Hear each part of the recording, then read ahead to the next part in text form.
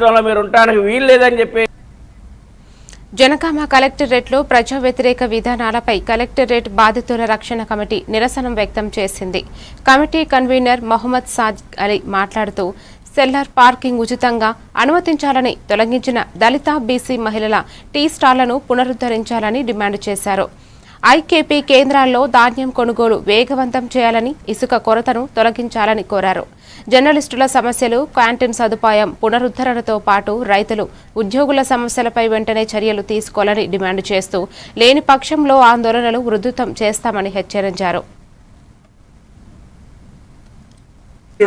మేమేం చెప్పదలుచుకున్నామంటే ఎటువంటి ఆంక్షలు లేకుండా అన్ని వాహనాలను ముఖ్యంగా 2 వీలర్స్ మరియు కార్లను కలెక్టర్ భవనంలోకి సెల్లార్లోకి నిర్మించిన పార్కింగ్ స్థలంలోకి ఖచ్చితంగా ఎవరినైనా అనుమతించాల్సిందే. అది కాబట్టి బాధితుల పక్షాన్ని నిలబడడానికి ఏ రాజకీయ పార్టీ చెందిన ఒక రిక్వెస్ట్ చేసి మాకు 3 నెలల టైం అడిగారు. 3 నెలల టైం ఒక జిల్లా జడ్జి గారికి టైం రాసి ఇచ్చి 3 నెలల్లో నేను సాల్వ్ చేస్తాను, ఎట్లా చేసిన పర్సనల్గా నేను ఫైల్ పట్టుకొని తిరుగుతా అని చెప్పేసి వాళ్ళు చెప్పడం జరిగింది.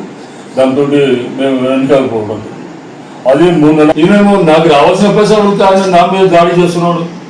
ఎక్కడ న్యాయం అవుతుంది ఆయనకు? నన్ను పిలిచి అడగాలి, నేను నీకు ఇచ్చేది ఉంది కదా, పోయిన కమిషనర్ పోయిన కలెక్టర్ గారికి టైం ఇచ్చిండ్రు, అది ఇంప్లిమెంట్ కాలేదు, మళ్ళీ కొద్ది రోజులు ఆగానే నేను ముందు చేపిస్తానని చెప్పాలి. ఇలాంటి హామీలు లేకుండా నా మీద ఈ విధంగా పరోక్షంగా నా మీద దాడి చేయడం ఎట్లా కరెక్ట్ అవుతుంది? ఎట్లా దీన్ని సమర్థిస్తారు? ట్రాక్టర్ వాళ్ళు 24 గంటల ట్రాక్టర్ అక్కడ పెట్టుకొని ఉండేటోళ్ళు వాళ్ళు కూడా డ్రైవర్లు ఉన్నారు, ఇబ్బంది పడతారు, లారీలు ఇబ్బంది పడతారు. దాన్ని ఏదైనా చేసి రిలీజ్ చేయమని చెప్తే ఇదే సాగు చెప్తాడు, అదే చెప్తాడు. అది పరిస్థితి. అయితే ఇక్కడ పెట్టనిస్తలేదు మేడం అంటే ఆ డిఆర్డిఏ మేడం కలెక్టర్ సారు సరే 10 రోజుల నుంచి రోజుల మీద ఉన్నారని కలెక్టర్ ఆఫీస్లో కాడే వేసారు. ఇక్కడ వేసి ఎవరు బెదిరియారమ్మా ఇక్కడ ఉండరు అంటే సరే 6 నెలల నుంచి మంచిగా నడిచింది సార్.